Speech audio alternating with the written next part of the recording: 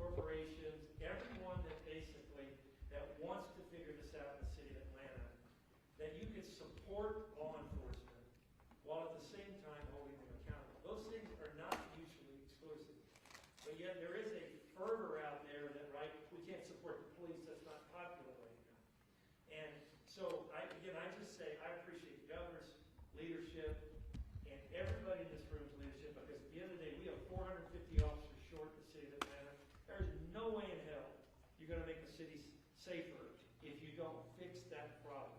Arrests are down 45% in the city of Atlanta. That also tells you a little bit, these officers have to be supported. They have to feel confident in what they're doing. So anyway, I'll yield my time back to the general, but thank you so much for having us here. Dave, thank you. And again, I want to thank all four of our local members of the community.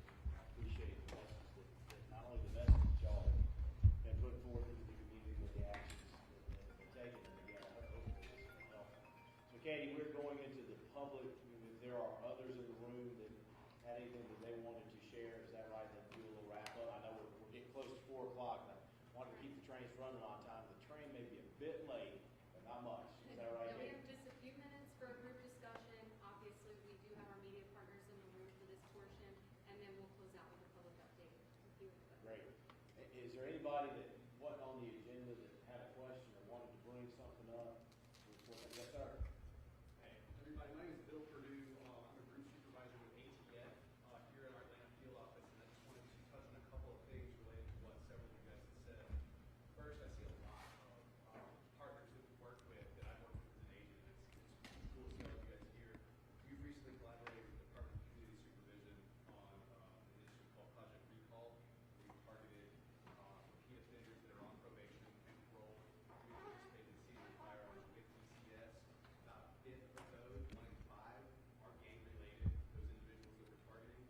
I run one of 5 enforcement groups in Metro Atlanta. In the last 90 days, my agents, I supervise 10 agents, we have opened investigations involving individuals who are affiliated with either Aryan Brotherhood, Gangster Disciples, Ghostface, etc., including a couple of outlaw motorcycle gangs.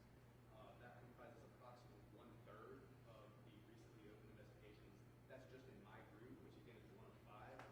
Our Macon field office just wrapped an initiative into targeted violence based on neighborhoods with spikes in violence that we identified through our NIBIN program. I believe they are referring 17 defendants to the Mill District. I also believe that several of those are at least gang-related individuals. I want to bring our NIBIN program to your attention. It's a program by which we can link shootings to one another through covered shell casings and or firearms. We can also link those shootings to the firearms if we get the firearms and then thusly to the perpetrators. If your agencies are not participating in NIBIN, or if you would like more information, please come find me afterwards. I would love to share more information about that. NIBIN shell casings go to our laboratories, and I wanted to share with you guys that we have 2 laboratories in the country, one of which is right here in Atlanta. It is a full-service laboratory. We have an open ATF case number, and we collaborate with your investigation. You have access to our laboratory services. Like I said, my name is Bill Perdue. If you have questions, please come find me afterwards. I'd love to speak with you. Thank you. Thank you, sir. Appreciate it. Other comments? All right, here now we'll wrap up. Governor, would you like to make any closing remarks? I just appreciate everybody's feedback. Obviously, a lot of things I didn't mention earlier because I knew if I said this without giving Bonnie an opportunity to respond, knowing that the budget director was here, there would have been more asked. We have a great team at the budget office too. They've been working with the General Assembly, Attorney General's office, Dick, our corrections team. Didn't talk about law enforcement training too, but we've got a lot going on there. Chris Wigington here, and just grateful for the partnerships. A lot we can continue to dig in, and just look forward to continuing to work with you guys. Governor, thank you so much. Appreciate your leadership. Appreciate y'all being here. So we'll wrap up, and as the governor mentioned, again, we started that first meeting in September of 18 with about 20 people around the room. And here we have the Georgia Anti-Gang Network, for the first time ever, with federal, state, and local partners. And I think Chief Ryan said you don't see it around the country like this, but we have this in the state of Georgia.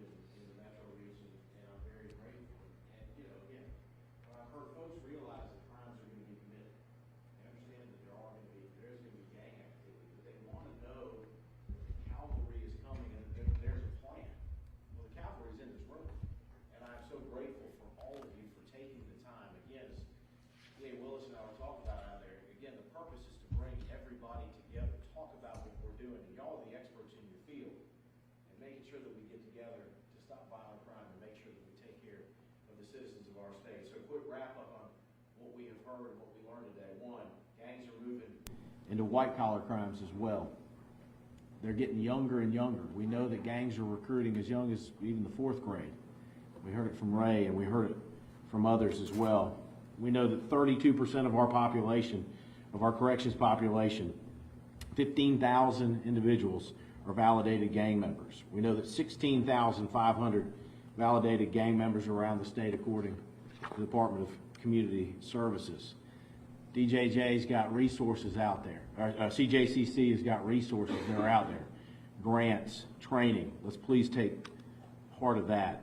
But again, we're seeing younger and younger children that are getting involved in cases that are getting more and more complex. Raham with DJJ and the gang investigators talked about 55% in Fulton County of those in Fulton County youth are facing Superior Court charges, double from the previous 5 years.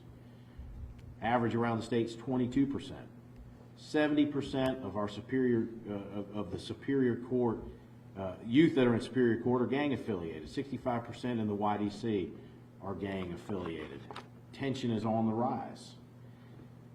Chief Bryant talked about the partnerships, and our federal partners talked about this as well. They're seeing the same thing, younger individuals that are getting more involved, but the partnerships matter. Chief Bryant talked about that. D.A. Willis talked about it. D.A. Willis said we are actually in a crisis. We have to recognize that and do something about it, and that's what we're doing here. And the sheriff said that obviously he's putting together the Scorpion team as well, and that will start here soon. And Dave, we talk about anti-recruitment efforts, the at-promise centers. The recidivism rate, you said, was 5% amongst the kids that are getting those wraparound services. This is important.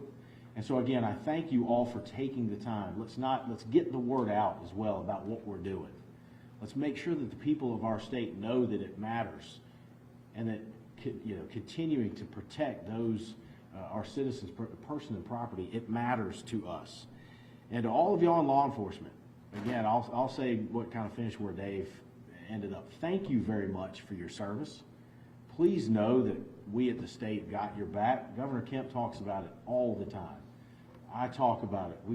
We are here to support you, do what we can, and that's part of why we are holding these meetings and making sure that we continue to go forward with the Georgia Anti-Gang Network, because it's important. So thank you. We've got your back. Stay safe. And again, let us know what we can do to help. Thank you all for coming. Appreciate it.